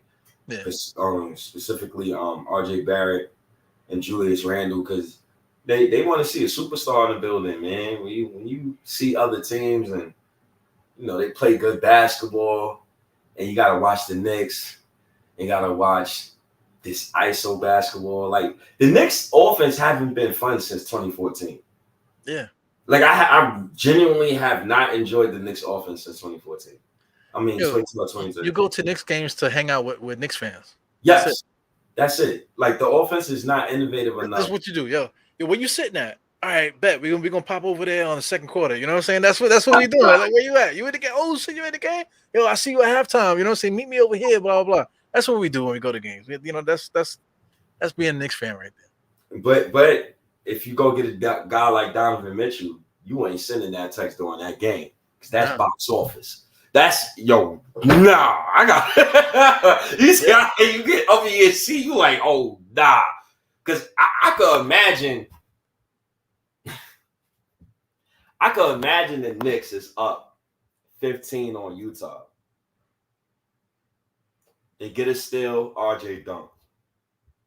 Miss, Reddish dunk. Miss, Donovan windmill. Miss, Randall 3-pointer. I can see that going in the next season and just completely like going off my shit, saying like the Knicks is gonna win the championship next season. Like I can see that. Yeah. That's why I really want Donovan, bro. Because Donovan, I really think we could. We're at the championship table next year. We're the front runners next season. If we get Donovan, I can deal with it. We're the front runners. I don't know who's better than us besides Milwaukee, Philly. I don't trust Philly. Tobias Harris stinks. I'm gonna fucking nobody say. He's not better than Randall. Randall's my fourth option. He ain't better than Randall. Tyrese Maxey. He ain't better than Donovan Mitchell or Jalen Brunson. Well, Tyrese Maxey is the only one I'm afraid of on that team, and that tells you it right there. You know, Tyrese Maxey. I'm not afraid of Harden. I'm not afraid of Embiid. I'm not afraid of Tobias. I'm the only person that I might be afraid of is that young boy. Yeah, but that young boy gonna have to guard Donovan Mitchell. You don't know how ugly that's gonna get. Yeah. That's gonna get ugly. And that's Harden got to guard. I got Jalen Brunson. You know what I'm saying? RJ going wild too. You know, I'm with it, man. I'm with that fucking shit. I think I will put Brunson on Harden just to wake Brunson up. And after what I seen, what he did to Booker, I think I would do that. Yeah. I'll put RJ right on Tobias. Yo, RJ, guard Tobias. You have an off night tonight because we know Tobias ain't gonna do shit. Right. And then Mitchell Robinson just do his thing with it. And then we got Hardenstein, put both of those guys and just work. And Jericho Sims put 3 guys, 6 fouls on those motherfuckers. You know what I'm saying? Yep. You got bodies for Embiid. That's why I'm not worried about Embiid. And that's where Randall comes into play. That's a series where Randall will have to win the series for the Knicks. Like that. We didn't even say him, right? Because I mean, in that scenario, Jalen, Julius Randle, there's nobody guarding him. Who do they got? Who do they got at power forward in Philly? Nobody. Tobias is gonna guard Julius. If he do that, then who guarding RJ? Tobias got to guard. Yo, you right. They better. You putting thigh balls on RJ. RJ gonna kill him. So Wait, at least make him honest. You know, if you don't kill him, he gonna make him honest, and that's gonna open it up for everybody else. See that Randall was the factor in that playoff series. Yeah. And then you go to another team. The only team that really scares me, honestly, matter of fact, not even the Bucks. It's the Raptors, bro. It seemed like we never match up with the Raptors, like athletically. Like every time I watch the Knicks versus the Raptors, we always get blown out. Yeah, like always a step behind them. I feel like they always got a step right in front of us. You know, and they always make all their shots at the right time and all this. You know, yo, we was up 5, and I think Fred VanVleet hit a 3, and then Scotty Barnes hit a bullshit 3. I'm like, yo, come on, man. Come on. Man. It's Raptors really scare me. I like the Pistons, but I think we could give them the work. Pistons not ready yet. They're gonna be dangerous though. Pistons gonna be dangerous. I don't think they're quite ready yet. They are. So much respect for the Pistons. I think they're gonna win 30+ games. Possibly playing Indiana. That's gonna be the worst team in the Eastern Conference. Yeah. Billy is funny, man. Just thinking about all these other teams. No, I don't really see too many teams that could really. If the Knicks got their heads on their shoulders and Tibbs is coaching like a good basketball game, I don't see too many teams that I'm scared of. going to the Eastern Conference next season. But then that puts the pressure. Now, all of that pressure we're talking about, that goes directly on Tom Thibodeau. He got to make it work. Because Donovan Mitchell is not with that Julius Randle bullshit. There's going to be rumblings in that locker room. Yeah. RJ Barrett is not really he's a funny guy. He'll throw shots, like he'll throw shade, but he not going to berate you.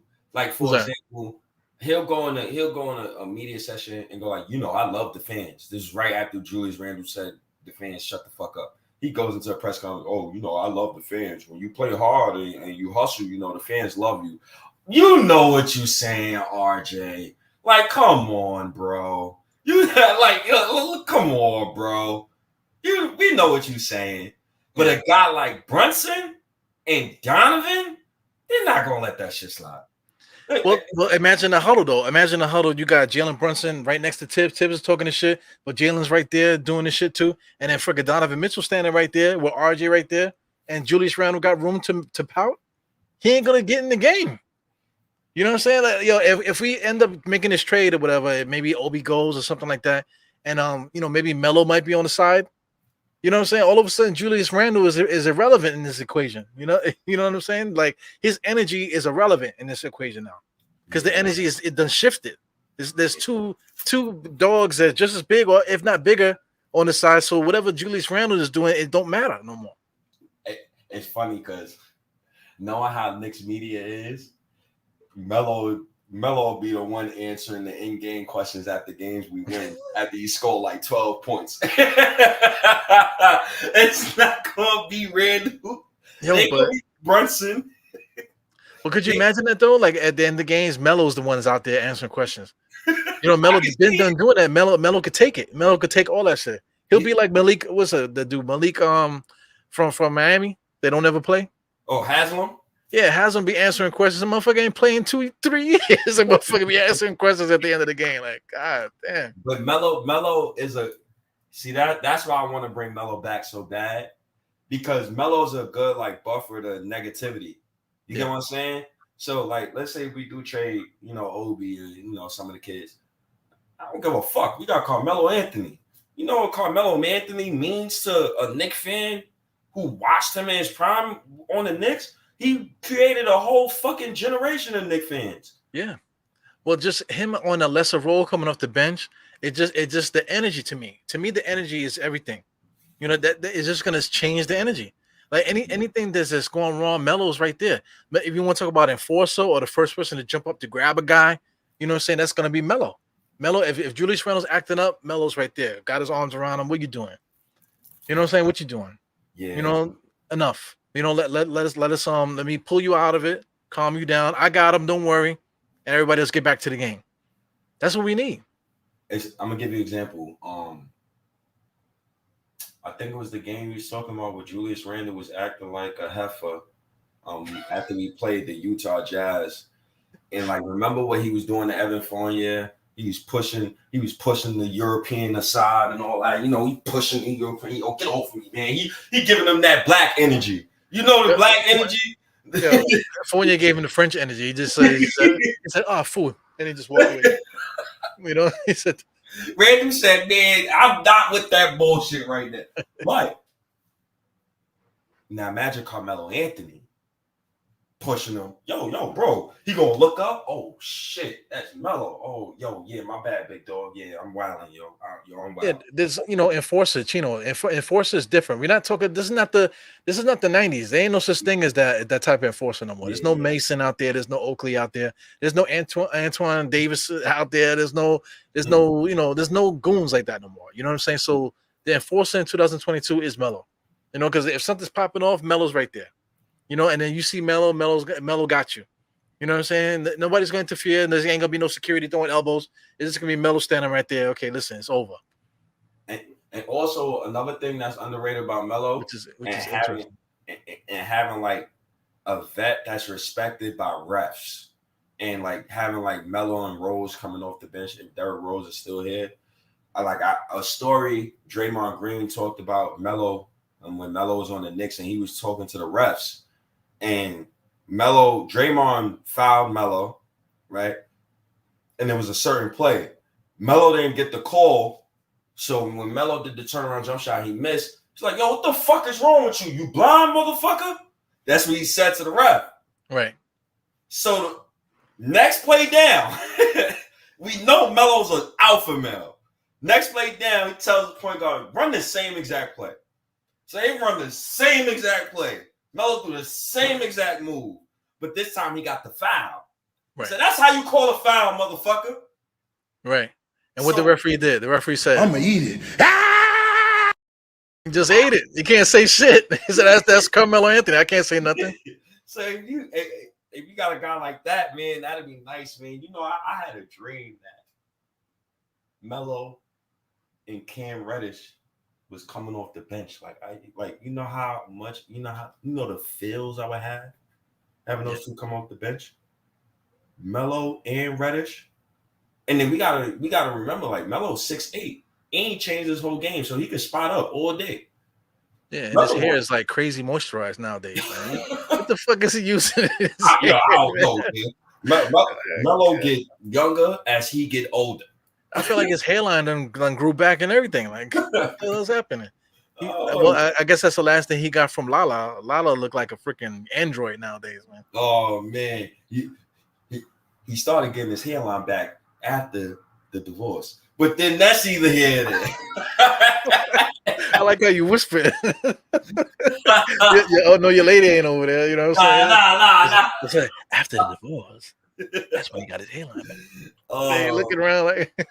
Oh man, yeah, man. Yo, listen, man. I'm a big Melo stan, man. I love Carmelo Anthony, man.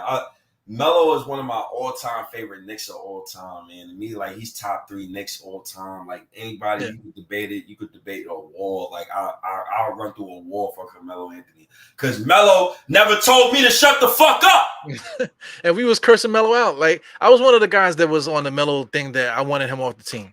You know what I'm saying? I just thought that he was a ball hog and he was just standing there, jab step for 14 seconds. So he's like doing like the freaking like the chicken noodle soup and shit on the side there, you know, holding the ball and shit.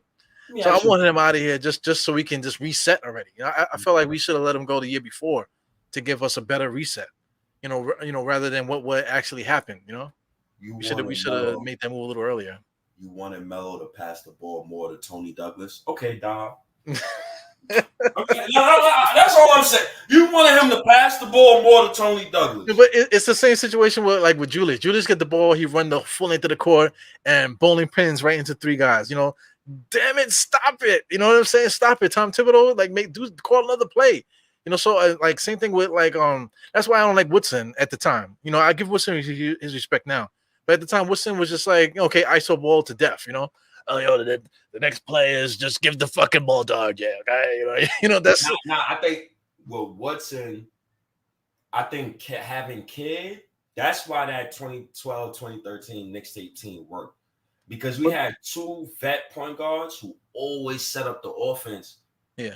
And yo, we were so innovative. Yo, we broke the record that season in threes took and made and percentage. I believe we was top 5 in percentage. Yeah. He was bombing teams from 3. Yeah, give respect to Raymond Felton. You know, Raymond Felton and Kidd together in the backcourt. Hell yeah!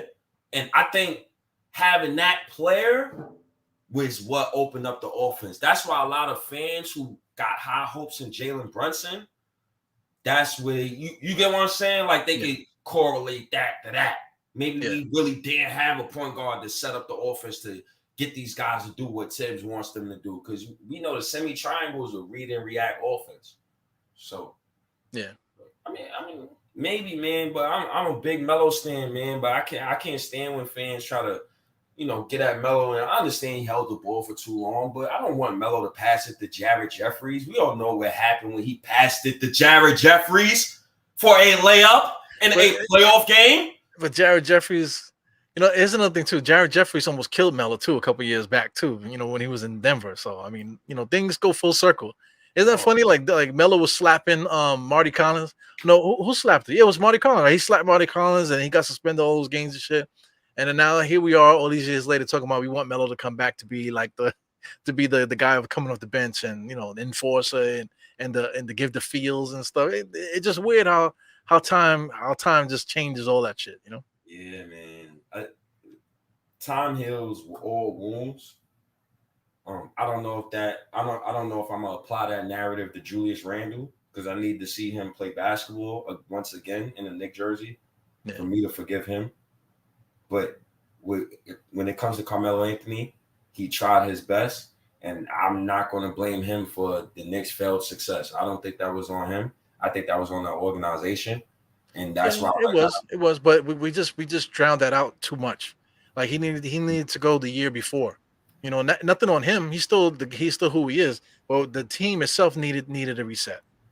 Like we weren't going to function well trying to build around Melo because we just didn't have the assets to build around Melo. You're talking about the 2014 year. I don't know what year it was, but it was whatever. Like the year that we got rid of Melo, we should have got rid of him the year before. Like he should have went to Chicago that year or something like that instead of going where he went. What I think that was a media play. And what happened was the Knicks didn't have 2 first-round picks while Porzingis was here. And I think that would have been a media disaster if you had Melo off the roster. And I think it was better to keep Melo in order to shield you from potential criticism. Because remember, if we would have tanked both of those years, well, what draft pick, bro? You missed out on Jamal Murray, man. Yeah, that's true. But was it the draft picks because we got rid of those draft picks because of Melo? We did. No. Yeah. We got those draft picks and we traded those draft picks because of Carmelo Anthony, because we tried to extend a championship window that should have never tried to be extended. Blame Leon Rose. Andreas Bargnani is CAA. The fuck are you doing, Leon?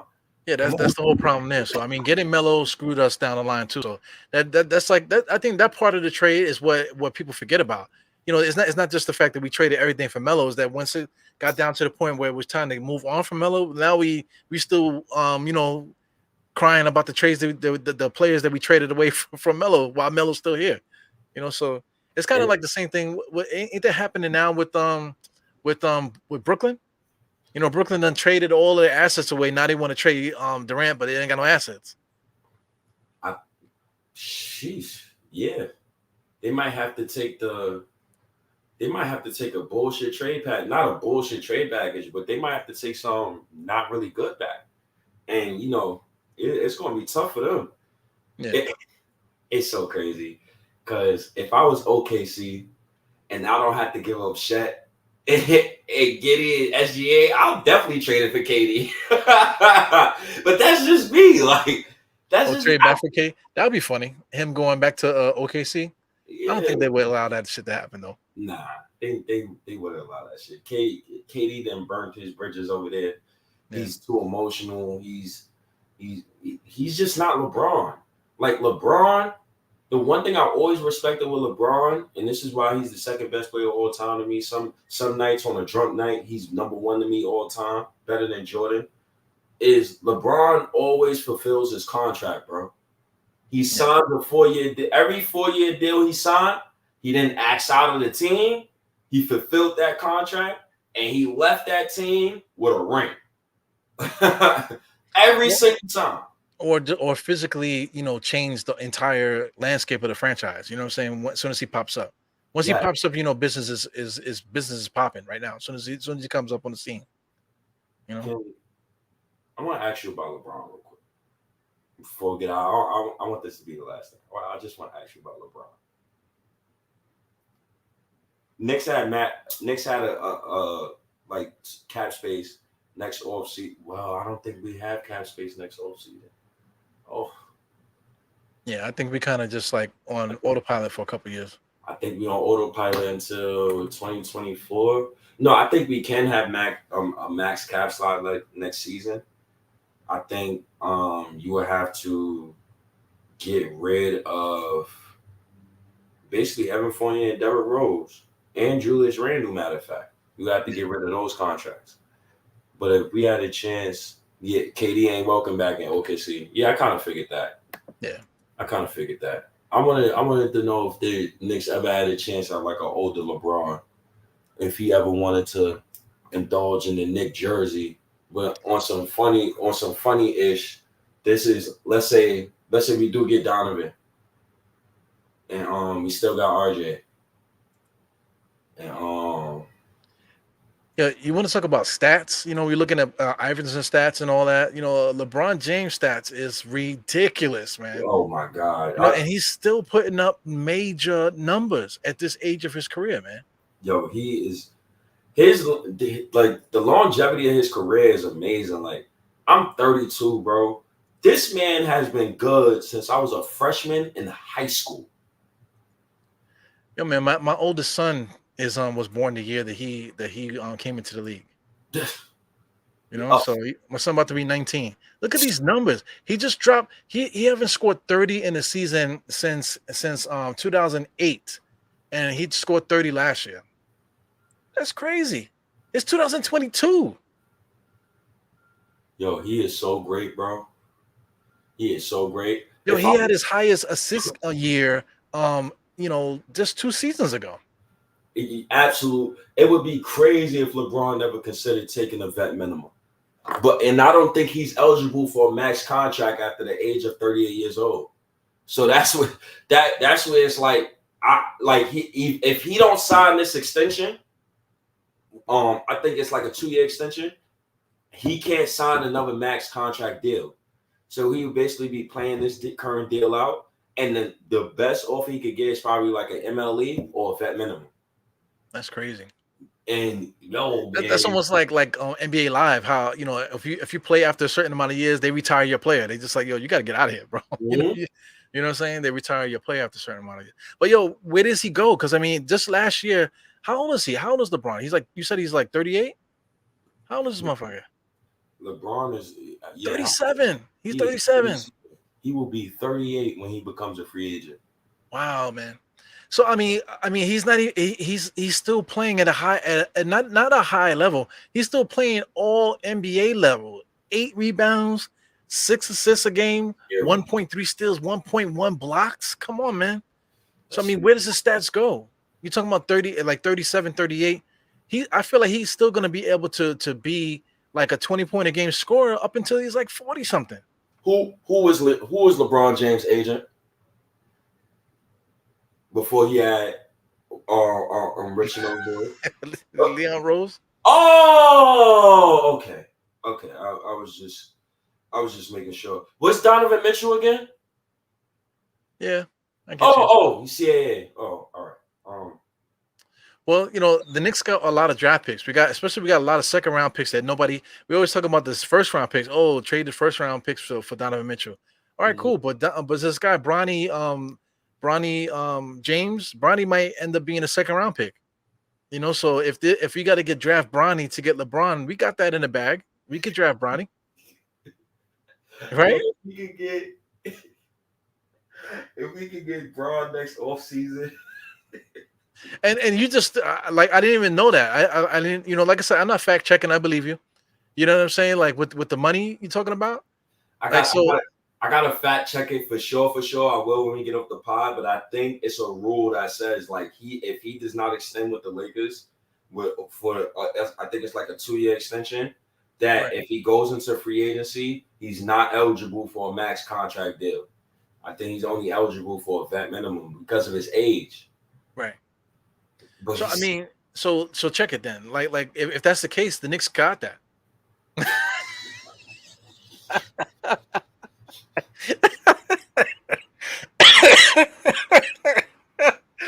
Yo, okay, all right. Listen, imagine we get you know the starting five that we were talking about, right? You know, Donovan Mitchell trade went down. We didn't lose anybody in the starting lineup, and we got this, right? Mm-hmm. So, you know, add LeBron James to this with the mid-level exemption. Put LeBron at the 4. He laughing.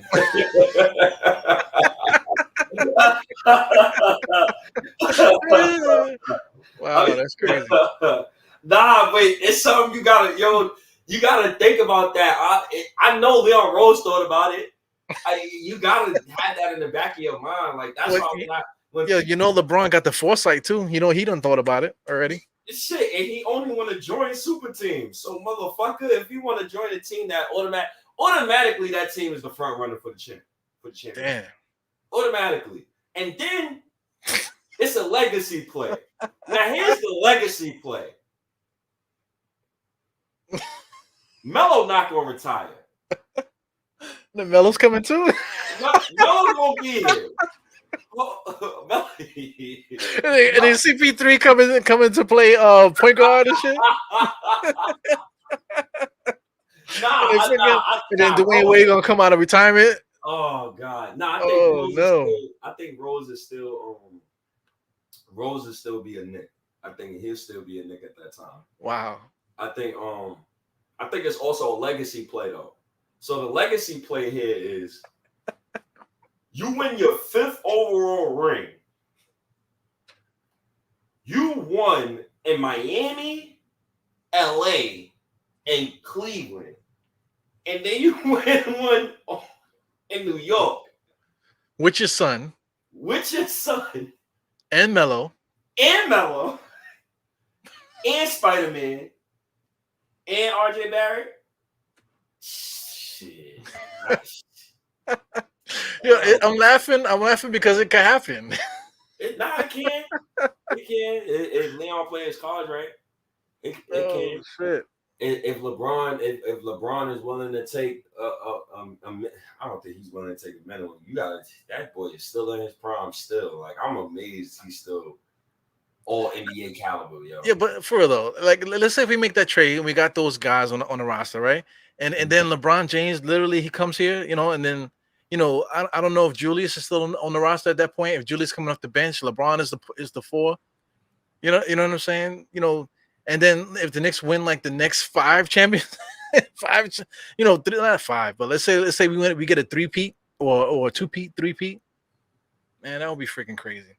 And then LeBron James would be the greatest basketball player to ever play. But at that point. But see, you're not even thinking. See, this is why I love convos like these because we could go either further down the rabbit hole. Shout out to Alice in Wonderland. LeBron is on a vet minimum. That means that what he's making, it's not really affecting the cap space. Jesus Christ. In 2025, Donovan Mitchell contract comes up. He'll be a free agent, right? Right.